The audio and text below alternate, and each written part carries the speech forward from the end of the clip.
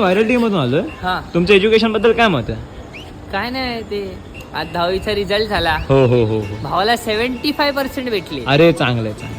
मम्मीनी तर पूर्ण गावाला सांगितलं, खानदानाला पोराला 75 पडले. अरे मस्त वा वा. मिठाई बिठाई आज बिर्याणी असेल. चांगलंय चांगलंय. माझ्या टाइमी काहीच नाही केलं असं. का हो असं?